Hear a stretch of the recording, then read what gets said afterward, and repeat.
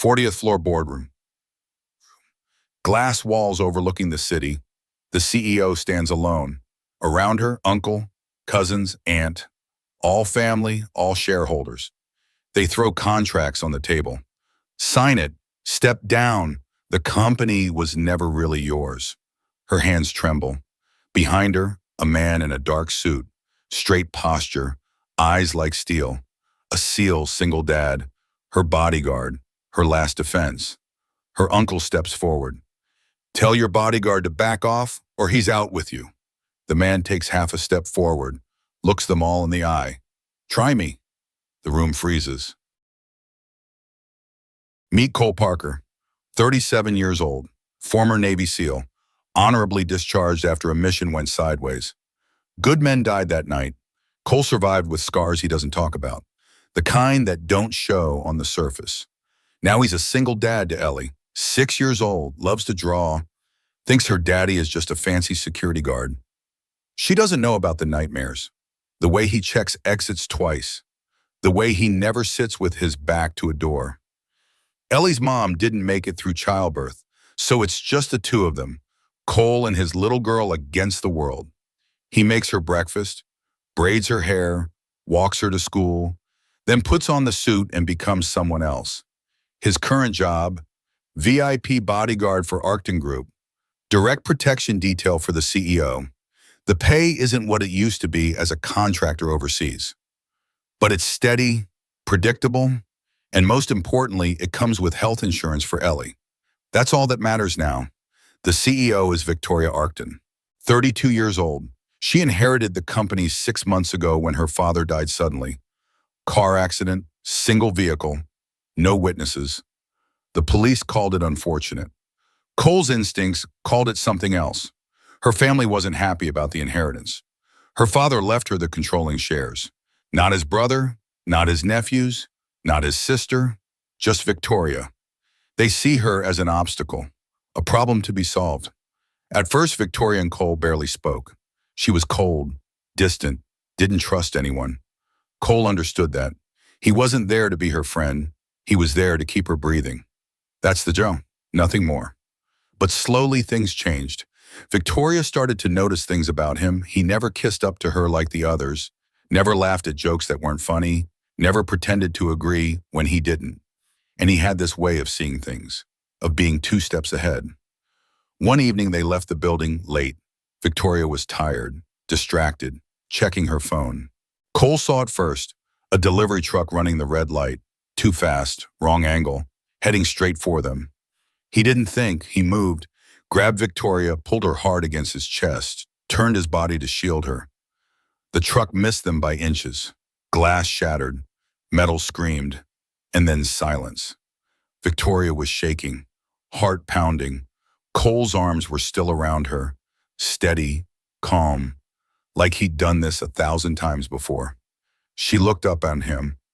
How did you know it would jump the light? Cole let her go, straightened his jacket. Patterns. People show you who they are long before they make a move. She didn't understand then, but she would, because patterns don't lie. And Cole had been noticing patterns around Victoria for weeks now. Small things. A camera in her office pointed slightly wrong. A confidential document leaked to a competitor. A phone call from inside the building to a rival firm. Someone close to Victoria was selling her out. And Cole was starting to narrow down the list. The problem? Everyone on that list shared her last name. Her family wasn't just neglecting her, they were actively working against her. And they had no idea that the quiet bodyguard in the dark suit was watching, analyzing, building a case. Cole Parker learned a long time ago how to survive, how to read a battlefield, how to identify the enemy. And right now, the enemy was sitting at Victoria's dinner table. The board meeting was supposed to be routine, but nothing about Victoria's family is routine anymore. Victor Arcton, her father's younger brother, 52 years old, sharp suit, sharper tongue. He controls 20% of the shares, and he wants more. Daniel Arcton, her cousin, 35, MBA from Yale, thinks he's smarter than everyone in the room. He's been pushing to sell the company to a competitor, split the money, walk away rich. Aunt Marjorie, her father's sister, 60 years old, cold as winter. She voted against Victoria's appointment as CEO, called it nepotism. The irony wasn't lost on anyone.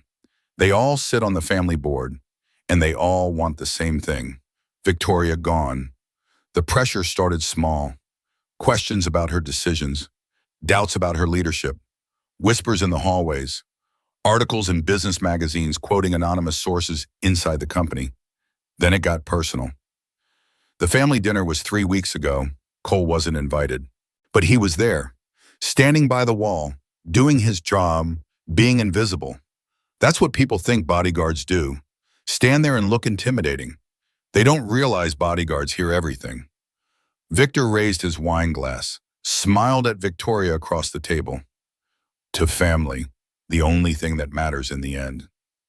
Everyone drank, except Victoria. She knew what was coming. Victor set down his glass, leaned forward. The board has concerns, Victoria, about your leadership style. You're too emotional, too attached to your father's outdated vision. Daniel jumped in. The market has changed. We have a solid offer on the table. $5 billion. We could all walk away set for life. Victoria kept her voice steady. My father built this company from nothing. I'm not selling his legacy to the highest bidder. Aunt Marjorie laughed, a cold, brittle sound. Legacy? Sweetheart, in the eyes of the market, you're a little girl playing CEO because Daddy gave you the keys, not because you earned them. The words hit like a slap. Cole saw Victoria's hand tighten around her napkin under the table, saw her jaw clench. But she smiled, nodded, played the part. Victor noticed Cole watching. Is the help allowed to listen to family business now? Cole didn't move, didn't blink. I'm only here to keep her alive.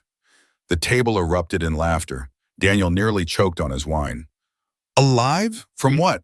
Paper cuts? Hostile takeovers? They thought it was a joke. Cole didn't. 2 days after that dinner, Cole found the first real evidence. A camera in Victoria's office. Small, professional, hidden in the smoke detector.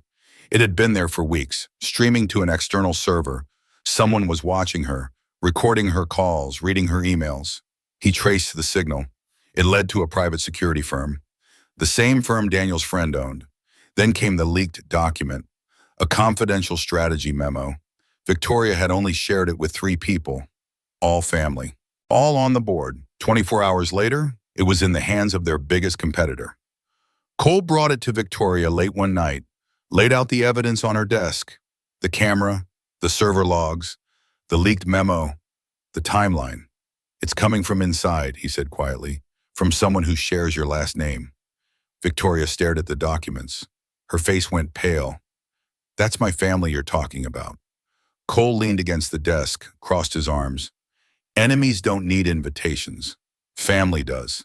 She wanted to deny it, to defend them, but deep down she knew he was right. She'd felt it for months. The coldness, the distance, the way they looked at her like she was in their way. What do I do? She asked. You prepare, Cole said, because they're not done yet. He was right. 3 days later, Victoria received an email. No subject line, just a meeting invite.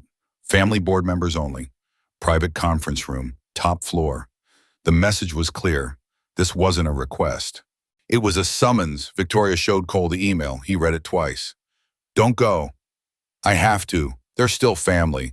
Maybe we can work this out. Cole shook his head. They didn't invite you to work things out. They invited you to corner you. But Victoria was stubborn. She believed in second chances, in family, in doing the right thing. The meeting was scheduled for Friday, 4 p.m.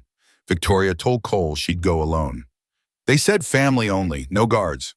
Cole's jaw tightened. That's exactly why I should be there.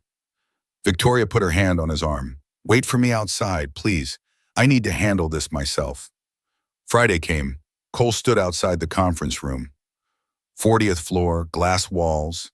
He could see shadows moving inside, hear muffled voices, but he couldn't hear words. His instincts screamed at him.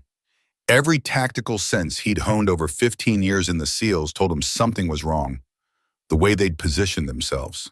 The way the security cameras in the hallway had been turned off, the way the emergency exits had been quietly locked from the inside. This wasn't a meeting. It was a trap. Inside the room, Victoria stood at the head of the table. Her family surrounded her. And on the table in front of her was a contract, a resignation letter, a transfer of shares.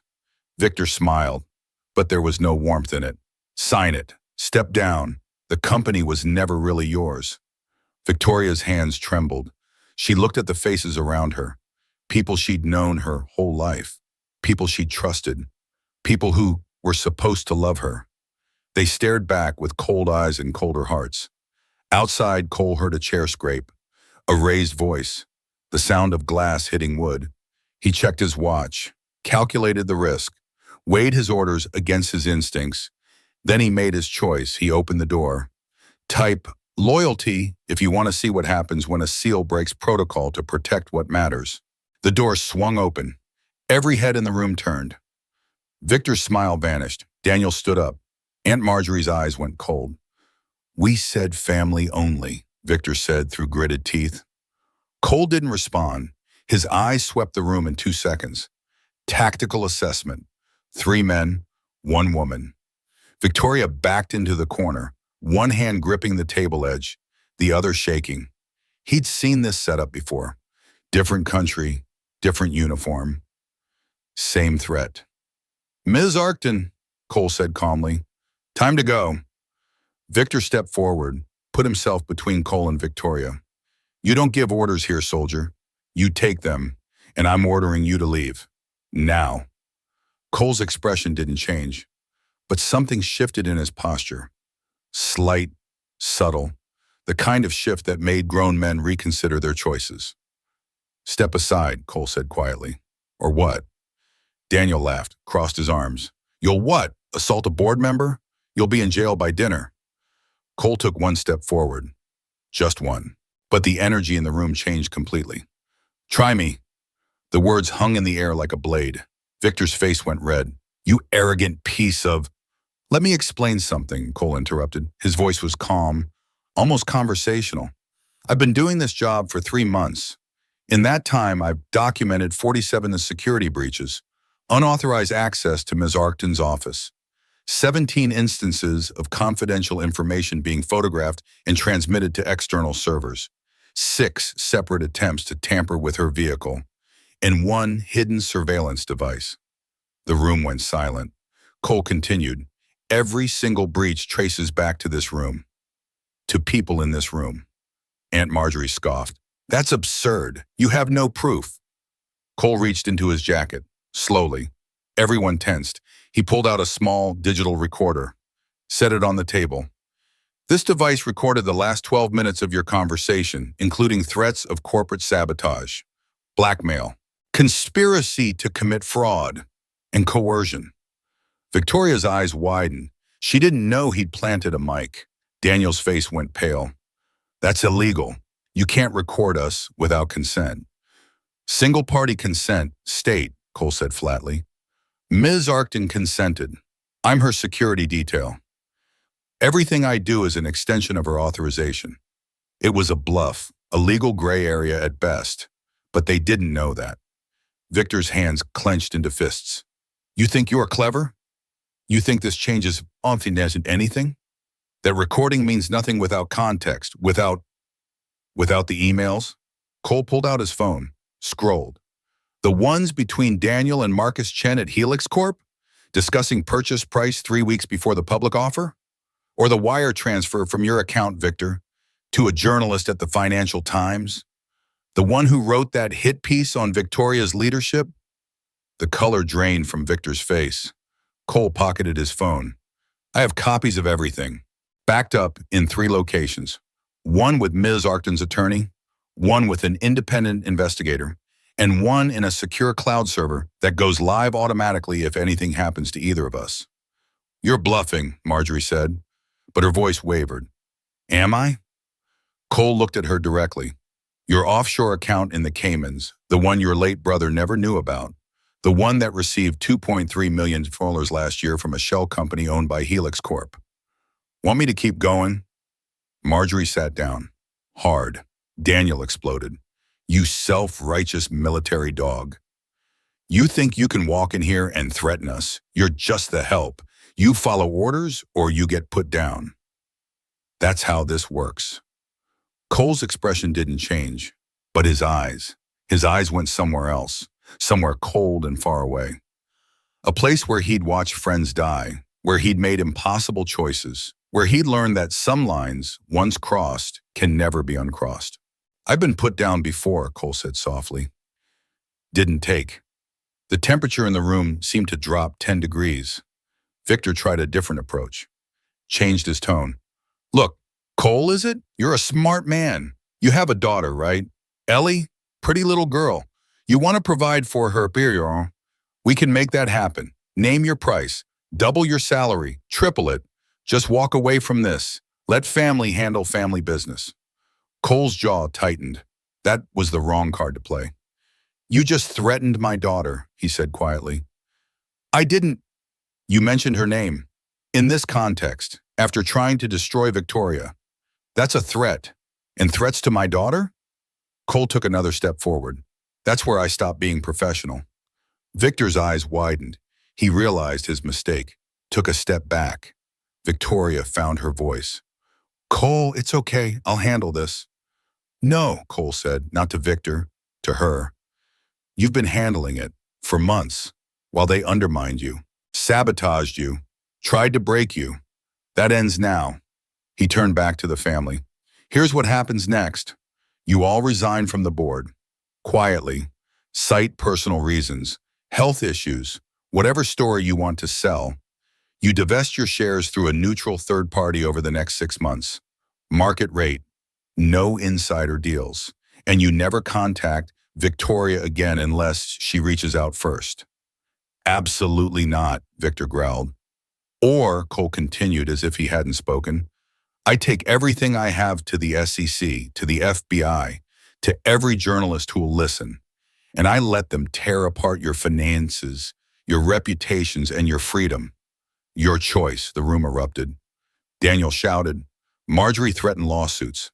Victor grabbed the edge of the table like he might flip it, but none of them moved toward Cole, because they could see it in his eyes. This wasn't a man who made empty threats. This was a man who'd already decided how far he'd go, and that distance was further than they could imagine. Victoria stepped forward, positioned herself next to Cole. When she spoke, her voice was steady, clear, the voice of someone who'd finally stopped trying to save people who didn't want to be saved. You heard him. You have 48 hours to make your decision. After that, the evidence goes public, and I'll spend every dollar I have making sure you face consequences. Victor looked at his niece, really looked at her, saw something he hadn't seen before. Strength, resolve, the same fire her father had. You'd destroy your own family, he asked. Victoria met his gaze. You did that the day you chose money over loyalty, the day you decided I was an obstacle instead of blood. You made your choice. Now live with it. She turned to Cole. Let's go. They walked to the door together. Cole opened it, let Victoria through first, then paused, looked back at the room full of shocked, angry faces. 48 hours, he said. Try me. Then he closed the door behind them. The next 48 hours moved fast. Cole transitioned from bodyguard to strategist. He did what SEALs do best, execute the mission. First call, Margaret Chen, Victoria's corporate attorney. Cole walked her through everything, the recordings, the emails, the wire transfers, the offshore accounts. Margaret smiled. Mr. Parker, you should have been a lawyer. I prefer my targets to stay breathing, Cole replied. Second call, James Morrison, former Marine, now a forensic accountant with the FBI. They'd served together in Afghanistan. I need you to look at something, Cole said. Unofficially. What James found made even a federal investigator whistle. This is securities fraud, wire fraud, conspiracy. People go to prison for this. Good, Cole said. Third move, the independent board members. Cole and Victoria called an emergency meeting, presented the evidence, showed exactly how the family had been sabotaging the company from within. Richard Torres, the longest-serving member, spoke. I've known Victor for 20 years. Never thought He stopped. What do you need? A vote, Victoria said. Suspend the family board members. Grant me temporary emergency authority. The vote was unanimous. Within 36 hours, the pieces fell. Victor, Daniel, and Marjorie were suspended. Access revoked. Credit cards frozen. Investigation launched. The legal letters were clear. Resign quietly or face prosecution. Victor tried to fight, hired lawyers, but they looked at the evidence and told him to settle. No defense against your own recorded voice. Daniel folded first, resigned via email, cited health reasons, sold his shares, left for Spain. Marjorie lasted 3 more days. Then her attorney called. She'd sign anything. Just keep her name out of the press. Victor held out longest. Pride wouldn't let him quit. But his wife did it for him. She read the evidence, saw the offshore accounts, the money he'd hidden, the betrayals. She filed for divorce and leaked his resignation herself. 6 weeks later, it was over. The family was gone. The company was secure. Victoria's position stronger than ever. The stock price rose when restructuring news broke. Business magazines called it bold leadership. They didn't know the full story. Never would. Cole was offered a new position, Chief of Security and Risk Management, corner office, 6 figures, full benefits. He accepted with one condition. I leave at 5 p.m. every day. Dinner with my daughter, non-negotiable. Victoria smiled. Deal. For the first time in months, she could breathe. The weight had lifted. Thank you, she said quietly, for everything. Cole shook his head. Just doing my job. No, Victoria said. You gave me my life back. Cole met her eyes. Your father built something worth protecting. Someone had to protect it, and you. 3 months later, winter had settled over the city, early darkness, cold wind, but inside Cole's small apartment, it was warm. Ellie was at the kitchen table, crayons spread everywhere, working on her masterpiece. She'd been drawing for an hour, tongue sticking out in concentration, just like her dad when he was focused. Cole was cooking. Nothing fancy, spaghetti, garlic bread, salad, but it was made with care, with love. The doorbell rang. Ellie jumped up. I'll get it. Check the peephole first, Cole called out. Old habits. Ellie stood on her tiptoes, looked through. It's the pretty lady from your work. Cole smiled, wiped his hands on a towel, opened the door. Victoria stood in the hallway, jeans, sweater, hair down. She looked nervous, holding a bottle of wine in a grocery bag. Hi, she said. I brought dessert. Hope that's okay. You said to come casual, so It's perfect, Cole said. Come in. Ellie grabbed Victoria's hand, pulled her inside. Miss Victoria, I finished the picture. Come see. Victoria let herself be dragged to the table, looked down at the drawing, her breath caught. It was the 3 of them. Cole, Victoria, Ellie, standing together, holding hands. Above them in careful 6-year-old handwriting, Team Parker Arcton. Ellie made that for you, Cole said softly. Victoria's eyes got bright. She crouched down, eye level with Ellie. This is the most beautiful picture anyone's ever given me. Can I keep it? Yes, Ellie beamed. And you can put it in your big office. I will, right on my desk where I can see it every day. They ate dinner, talked, laughed. Ellie told stories about school. Victoria asked questions. Cole watched them interact, saw his daughter light up, saw Victoria relax in a way she never did at work. This felt right, natural, like something that could become real. After dinner, Ellie fell asleep on the couch. Cole carried her to bed, tucked her in, came back to find Victoria washing dishes. You don't have to do that, he said. I want to. She dried her hands, turned to face him. Cole, I need to ask you something. He waited.